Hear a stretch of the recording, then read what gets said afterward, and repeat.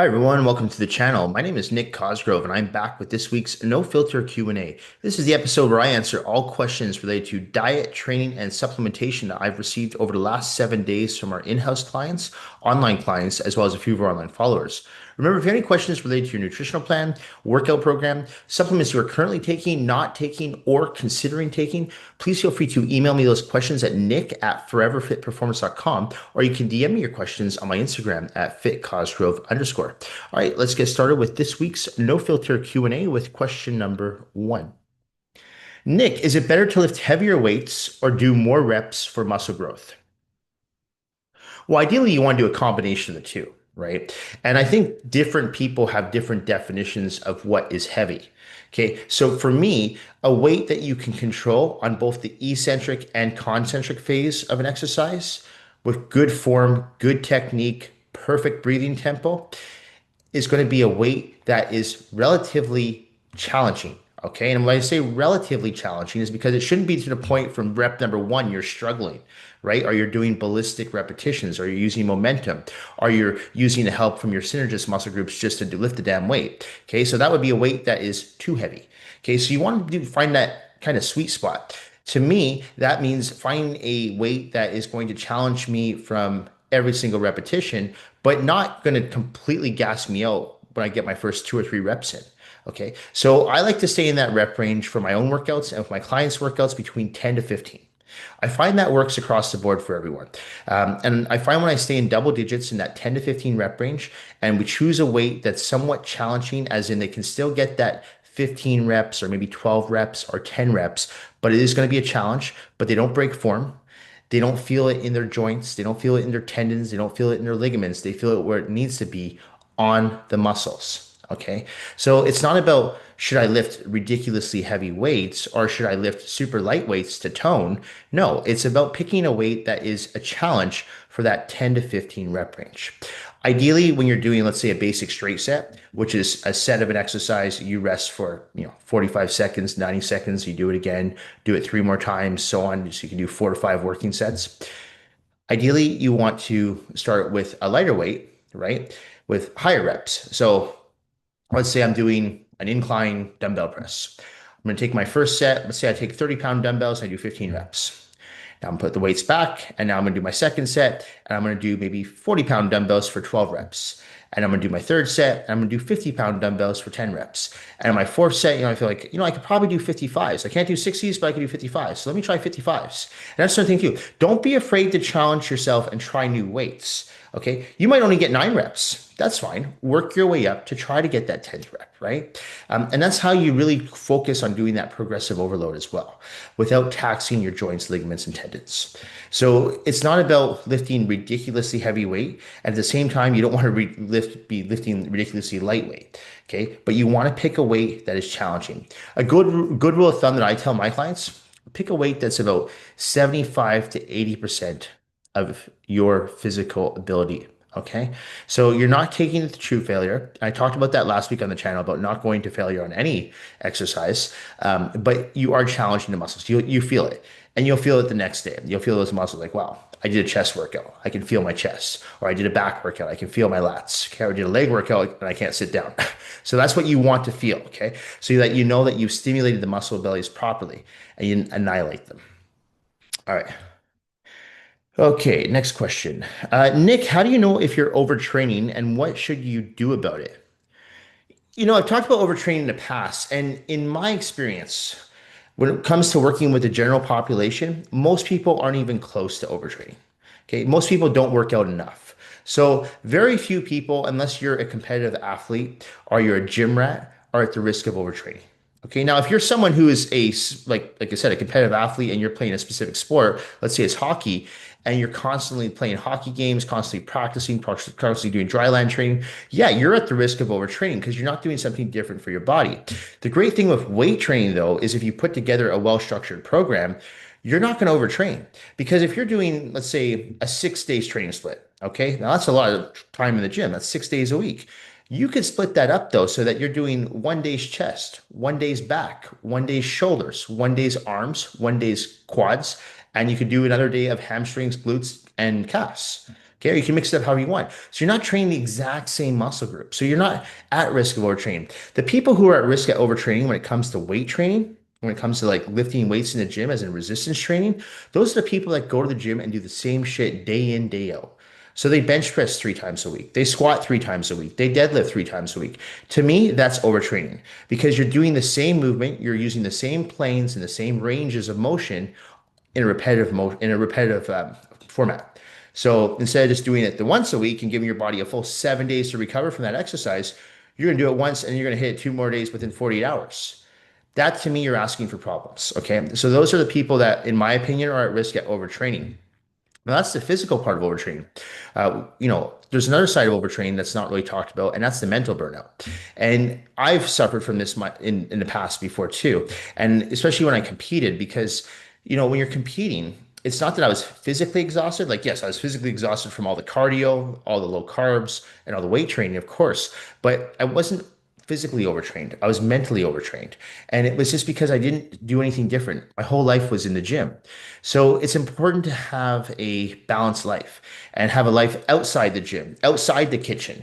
So you're not constantly meal prepping. You're not constantly going to the gym training. You're not constantly doing cardio. You're not constantly practicing portion control and measuring out all your meals and counting your macros. So you need to have something that's a little bit of a break from that. And I was able to find that for myself, and that's allows me to like not overtrain mentally. Okay. So if you notice with my place here, I don't have anything that reminds me of the gym. I don't want anything, no dumbbells, no barbells, no mats, nothing. Okay. I don't even want my foam roller in my house because this is like my sanctuary. I don't want anything that reminds me of the gym. Okay. This is my downtime. Like I understand I'm working with my business, but I'm not training right now. Okay. So this is my mental break from the gym. And that's important. A lot of people, I think, who mentally burn out from training, it's because they don't have hobbies. So it's important to find hobbies as well. And they don't have like much of a social life. A lot of these people, like they're obsessed with the gym and the only social time they get is in the gym. So it's good to have like socialize outside the gym, allow yourself to have a few cheat meals a week if you're not preparing for any particular event, and allow yourself just to have a normal lifestyle. That, in my opinion, that's how you're going to avoid overtraining mentally. And in order to avoid overtraining physically, don't do the same shit over and over in the gym day in, day out, because that's going to lead to overtraining and it's going to lead to injury. All right. Okay. Nick, what's the best type of training for fat loss? Weights, HIIT, or steady state cardio? Well, honestly, they're all going to work. Okay. I mean, it's like I say, any diet's going to work, right? But is it sustainable? Any training program you go on will work to some degree because you're doing something different for your body. So you might see some results. You're going to feel some results. Of course, you're doing physical exertion. Everything you just mentioned there is exercise. So you're getting your heart rate up. So they're all going to work. But the better question is, which of the three is sustainable? To me, HIIT is not sustainable. HIIT is something that you can do for short term. I don't mean just for the workout itself. I mean for a short duration, as in a few months. And a lot of times people do burn out from it. Okay. Steady state cardio, that's great. I mean, that's fine for your heart. I know there's a lot of bodybuilders that no longer compete, but they still like to do their steady state cardio. I think that's fine. I mean, that's definitely great. But the problem with steady state cardio is once you get your body fat levels down to like single digits, you have to do something else because steady state cardio alone is not going to help you get your body fat even lower.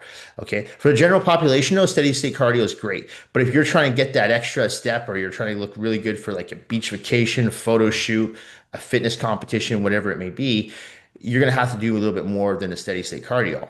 And that's where the weights come in. And I say this time and time again. If you are doing resistance training, not only are you going to build more muscle, but you're going to be able to burn fat and keep fat off in a sustainable way. Because the more muscle you build, the easier it is to keep body fat low. And that's because with the more muscle you build, you burn more calories in the rest of the state. Okay, so if you're looking for the most sustainable way to keep body fat off, resistance training is the way to go.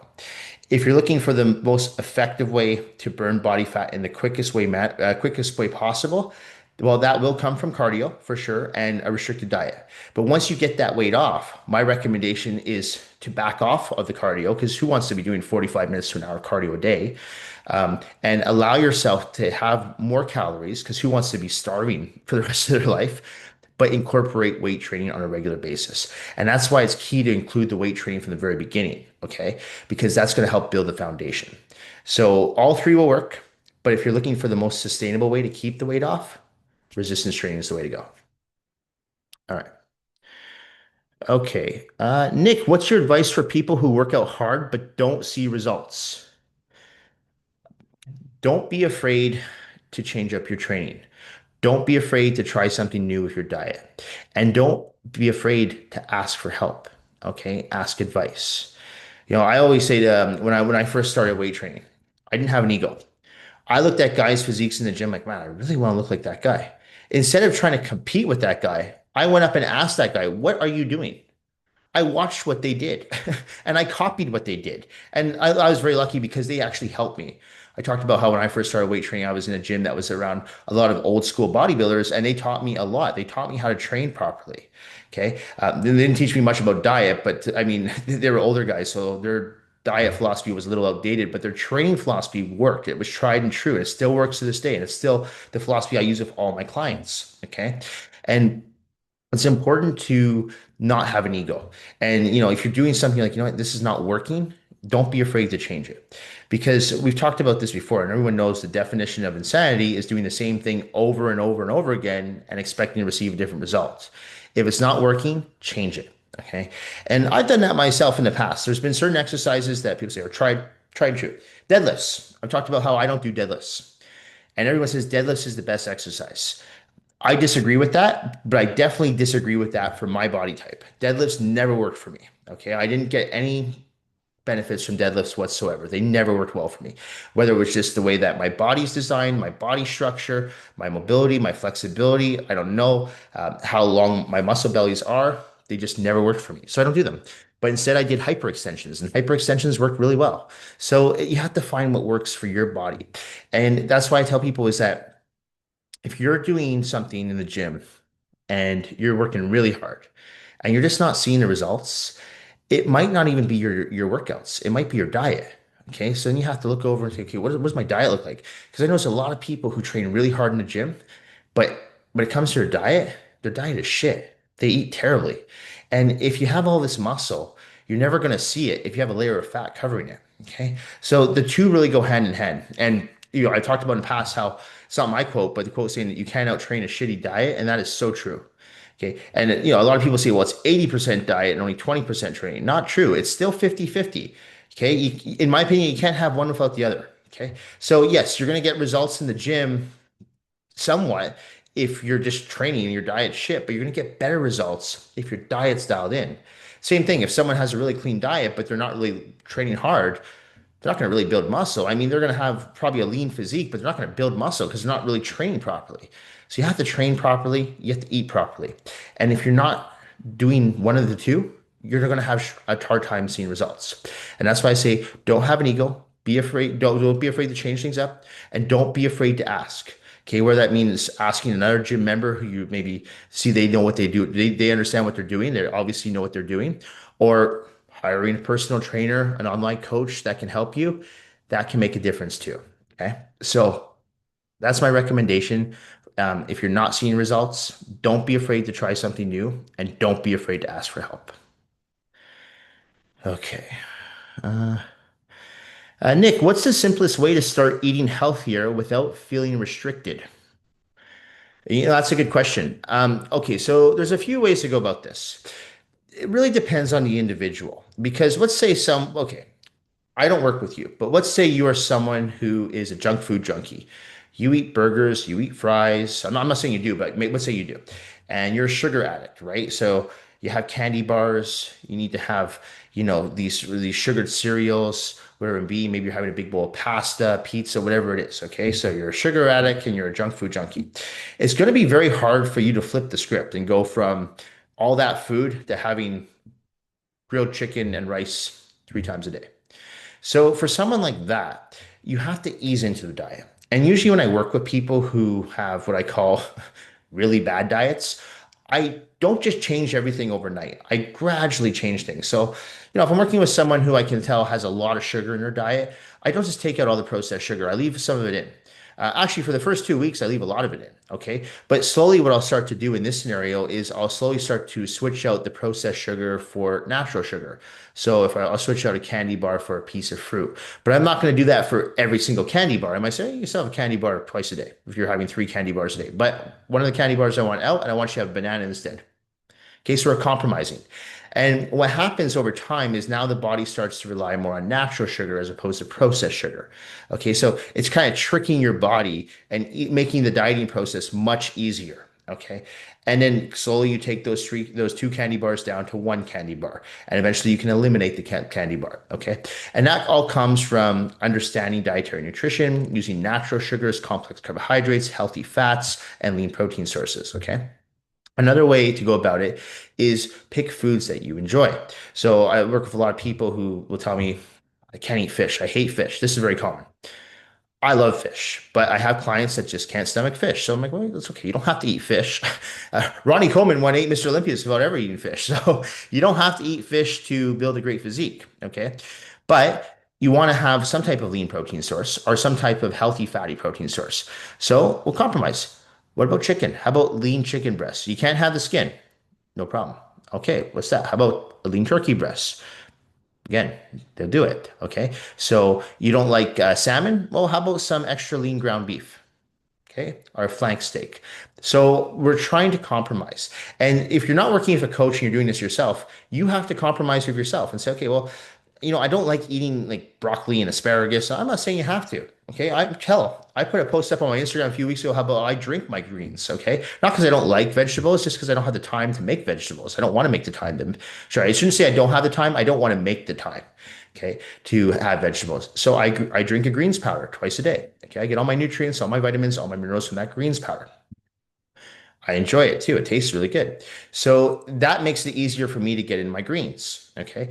But if you're someone who struggles to, eat healthy, you're going to have to ease into it. And I do strongly advise you, okay, this is without saying, I strongly advise anyone who struggles with their diet to work with either a dietitian, a nutritionist, or a coach like myself that has a good grasp under dietary nutrition and can help you because someone who understands dietary nutrition and understands how healthy fats help suppress your appetite, how complex carbohydrates help stabilize your insulin levels, and how lean protein will actually help you build solid lean muscle, that person will help give you the formula that will take your physique and your health to the next level. If you're doing it on your own, it's going to be a very difficult uproad battle. Okay. So if you're someone, whether it's, if you mentally struggle with the diet, that's a big problem for a lot of people. Sometimes it's physical too. Like I said, if that person is a sugar addict and you take all that sugar away, they're going to feel like crap. They're going to be grumpy. They're going to be irritable. They're going to be lethargic. So you don't do that. I compare it to landing a plane. You don't just nosedive. You do it smoothly. Okay. And again, working with someone who is well versed in dietary nutrition can help you take your health and physique from point A to point B. It's in I want to say an easy way, but it's not going to be easy, but damage control. Okay. So it'll be an easier way. Okay. As opposed to you just energy levels fluctuating all over the place. You're constantly getting cravings. Working with someone who can help you ease the process will make a world of difference. And it's going to allow you to keep, if your goal is to, let's say, lose body fat, for example, it's going to allow you to keep the body fat off because you're learning how to create good habits, okay, in a controlled fashion. Everything I do with every single person I work with is always done in a strategic manner. I'm always 5 steps ahead. I'm like, okay, well, this is what your weight is this week, but if I want you to be at this weight in 3 weeks' time, this is what I have to do. Okay. But at the same time, I need to make sure that you're okay up here and that I don't just start restricting things and then you're going to shit the bed and go on a 3-day binge and ruin the whole diet.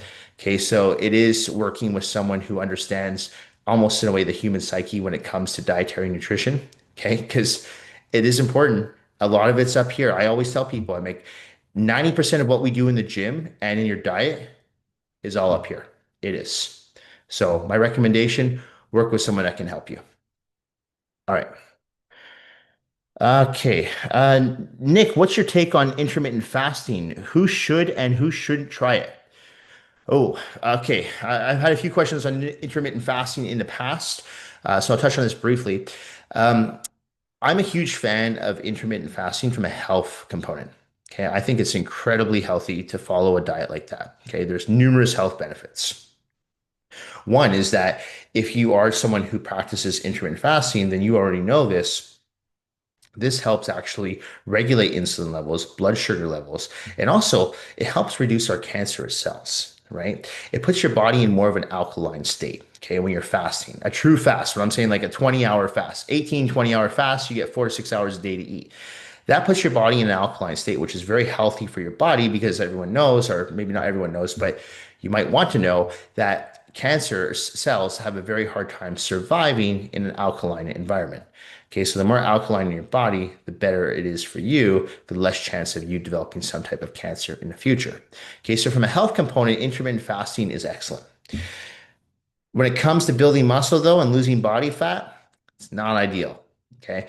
And I can tell you this from working with people who have done it. I myself have never done intermittent fasting, so I'm not talking from my own experience, but from working with people who have, it's very difficult to build muscle and lose body fat when you're fasting for 18 to 20 hours a day. Okay. Our muscles need nutrients. Okay. We can't allow the body to go into a catabolic effect because if the body goes into a catabolic, sorry, not effect, catabolic state, it will start to eat muscle. So if you work out and let's say you work out, let's say you even work out and it's during the time of period where you're allowed to eat. So you're intermittent fasting. You're going to get your protein in. That's great because you got your window where you can get your protein in, your carbs in. But now you're going for that, 16 or whatever it is, 18-hour fast, whatever it may be. Okay. So 18, 20, I should say. You're putting your body at risk, your muscles at risk of starting to eat themselves because muscles need to constantly be fed. And that's why I like to do every 3 to 4 hours. I find smaller, more frequent meals work really well for building muscle and losing body fat. Has nothing to do with the metabolism. Okay, so we got to get that that theory is out the wall, out the window because I know a lot of people say, well, you should eat 3 to 4 meals. Or sorry, eat every 3 to 4 hours because it helps boost your metabolism. That's not true. That's not why I tell people to do that. I tell people to do that because it helps build muscle, lose body fat, while at the same time allows you to also regulate your blood sugar levels and insulin levels, which intermittent fasting does as well. Okay, so by eating more frequent meals, you're still getting all the benefits of intermittent fasting, except for putting your body in an alkaline state. Now, if you want to get your body into a more alkaline state, well, you can drink alkaline water. Okay, I drink alkaline water. So that's one way. Okay. So people ask me about intermittent fasting. I get this question a lot. And I always tell people, I'm like, look, I always have said this from day one. If you're going through chemotherapy, radiation, you might want to look into intermittent fasting. I know I would. Okay. But if you're trying to build muscle while lose body fat and train more for the aesthetics and the health, of course, but more for, aesthetically pleasing physique, you're going to want to look at more frequent small meals throughout the day. And this is not just my opinion. This is backed by science. This is nothing new. They've done numerous studies on this over the years. Okay. So take what you will from that. And you have to decide, well, what's my goal? And if you're like, what, I'm kind of happy with the way my physique looks. I'm okay if I lose a little bit of muscle. I don't really mind if I put on a little bit of body fat or I don't lose any body fat. I'm looking purely for the health benefits. Then you might want to gear towards intermittent fasting. Okay.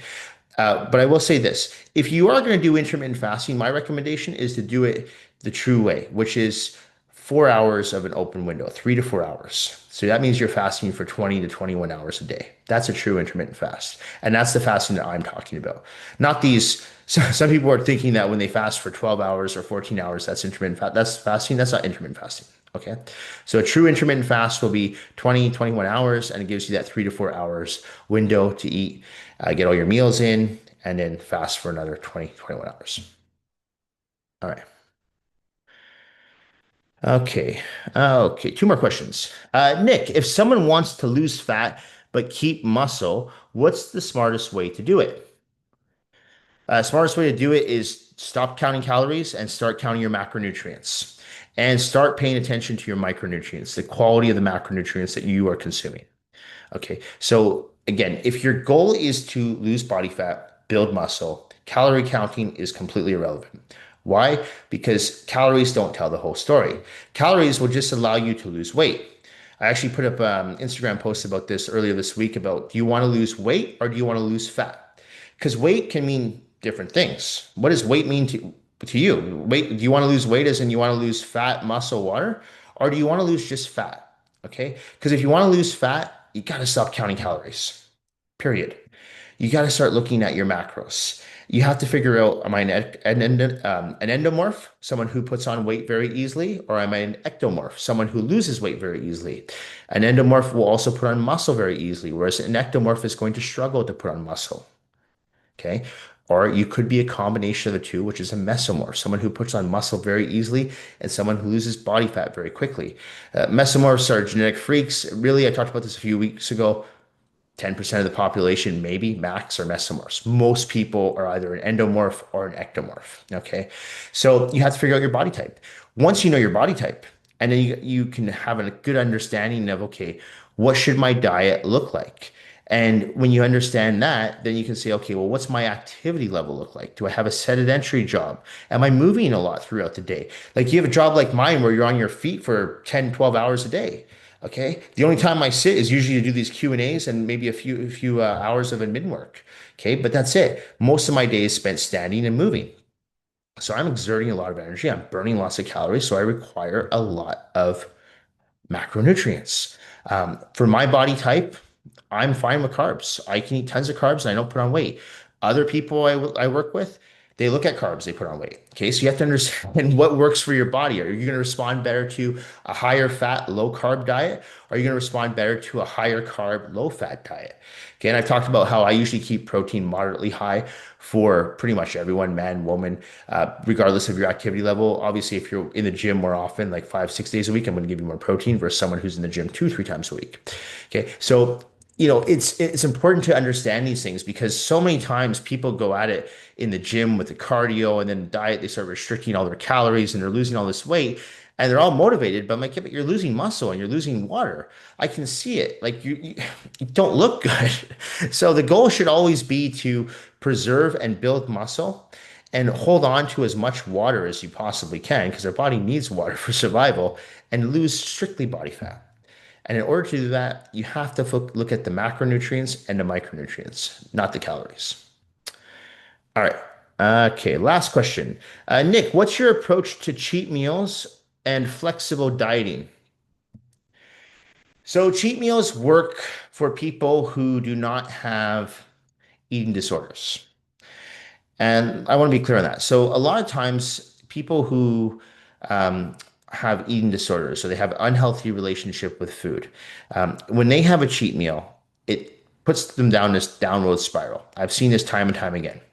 They'll have that one cheat meal, and that cheat meal turns into a cheat day, and that cheat day turns into a cheat week. I work with people like this. So for these people, I don't suggest cheat meals. Instead, I suggest refeed meals. So refeed meals could be, let's say I have someone on a diet and they really like the almond butter that's on their diet and they like oatmeal. I'm like, you know what? For one meal, I don't care what meal it is, I want you to have a bigger bowl of oatmeal. So I want you to have maybe a cup, maybe 2 cups of oats and have like 3 tablespoons of almond butter. Just do it. Okay. And they're like, are you sure? I'm like, yeah, no, do it because you're getting in good food, clean food, almond butter, oats, and you like that food. Okay. So to them, they're still following the diet, but they're just getting a little bit more of the diet. And there are people I work with who actually like the diet that they're on and they actually enjoy the foods that they're on. I might say, for your cheat meal, and they're like, well, I'm maybe getting a little bored. I'm like, yeah, you have chicken all the time. Why don't you, you're tired of having like regular chicken breasts all the time, right? So why don't you go out and have a nice chicken, grilled chicken, and you can have some like, I don't know, some different type of sauce on there. Hell, you can even have the skin. You go out somewhere like maybe the keg or somewhere like that and have it made for you. And, you can have it with a little bit of, I don't care, fries, whatever it may be. But again, you're having potatoes, you're not too far off the diet. Okay, so cheat meals don't work well for certain people. Other people I find cheat meals work really well for because it gives them something to strive for and to look forward to. And so they diet even harder, knowing that they're going to have that cheat meal at the end of the week. And I have some people on my roster with I give them one cheat meal, and as soon as they have that cheat meal, they're done. And it's almost like they get this new sense of motivation for the upcoming week. And for those people, I usually keep cheat meals in to the very end of the diet, especially if they're getting ready for like a bodybuilding show or something. I'm like, you know what? This works for you. Psychologically, it works for you, and physically, it works for you because you're pushing yourself twice as hard. Even though I myself don't recommend rewarding yourself with food, Having one cheat meal when you're on a diet that's very restricted for some people can be incredibly beneficial. Flexible dieting. Okay, that was your other question. I'm not a fan of flexible dieting. Okay. I find that flexible dieting can create problems. And I've talked about in the past how too much variety makes it very difficult to figure out. And I'm talking about people who are trying to lose fat and build muscle here. So if you have too much variety in your diet, too much flexibility in your diet, it's very difficult to figure out what we need to take out or what we need to add in order for you to continue to build muscle and lose body fat. Whereas if we keep things very simple, very basic, we understand exactly how much macronutrients you're having. I know exactly how many grams of protein, grams of carbs, grams of fat you're having in your diet. I know exactly how much cardio you're doing. I know how often you're in the gym training. I know exactly where to make changes to your plan when you're not losing body fat or when you're not building muscle. But if you're doing flexible dieting and you're saying, well, yesterday I went to Chipotle's and tonight I'm going to like McDonald's and then tomorrow I'm going to Cactus Club and I'm like, but I don't know what to do with your diet because it's all over the place, right? And even for people who eat healthy and they don't do portions, they don't practice portion control. They're like, I don't know, I had some rice and some chicken. I'm like, how much rice did you have? Was it 2 cups? Was it 1 cup? Was it 3 cups? Or people tell me I went for sushi. I'm like, what does that mean? Like, to me, sushi would just mean like tuna sashimi, salmon sashimi, and maybe a tuna roll, salmon roll. But I have clients that go out, they have yam rolls, they have avocado rolls, they have California rolls. I'm like, no, because it's going to be so much carbs, right? And you can easily take your required maybe half a cup of rice, for example, on a meal and turn that into like 3 or 4 cups if you're having sushi. So I'm not a fan of flexible dieting unless you yourself have gotten to a place where you're like, I'm happy with my current body weight. I like the way my current physique looks. I'm going to be able to maintain this, but I'm going to keep a watchful eye on the scale, and I'm also going to keep a watchful eye on my physique. In my experience, very few people though are able to stay disciplined with that. So I do recommend portion control and I do recommend using a food scale. Obviously, I'm going to recommend eating a fairly clean, basic diet as well. But portion control is huge, especially here in North America, because in my experience and in my opinion, we tend to overeat. Okay. I have a few clients that live in Japan, and when I give them the portion sizes that I want them to eat here, they're always shocked by how big the portions I'm giving. And this is for diets for people to lose weight. And they're like, oh my God, I don't think I can eat all this food. And I'm like, I know it's big portions and they're used to eating smaller portions there. And I'm like, we'll modify it accordingly based on how you feel throughout the plan. But it's amazing how much we tend to overeat here in North America. So even for myself, when people at the gym, they see my meals and I'm a big guy, I'm a 210-pound guy. They see my meals, and say, your meals are so small. I'm like, yeah, but I'm also going to have 6 or 7 more of them throughout the day. But for me, that's a regular size meal. But for people in North America, a lot of people are like, that's nothing.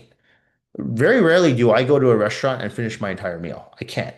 Okay. Because my body's not used to having big meals. Okay. And our bodies honestly shouldn't be consuming big meals. Okay. So smaller, more frequent meals work well. I'm not a fan of flexible dieting. I'm not saying don't do it, but it's very difficult to keep track of where to make changes and revisions if you're trying to lose weight or if you're trying to, or sorry, lose body fat, I should say, and you're trying to build muscle when you yourself have no idea how much carbs you're having, how much protein you're having, how much fat you're having. Okay. It's much easier when you have all the data and then you can make the changes accordingly.